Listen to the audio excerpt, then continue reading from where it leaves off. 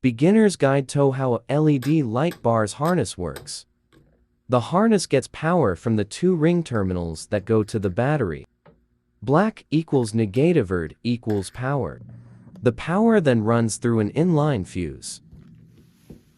The fuse is a defense that will blow to cut power to the rest of the setup, both plus and run to the relay that sends the power to the switch.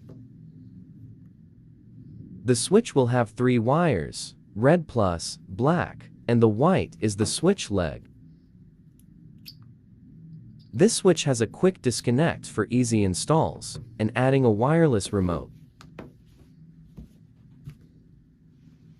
When the switch is on, it sends power to the white wire, which then it runs to the relay that will shut the relay off, allowing power to go to the LED light.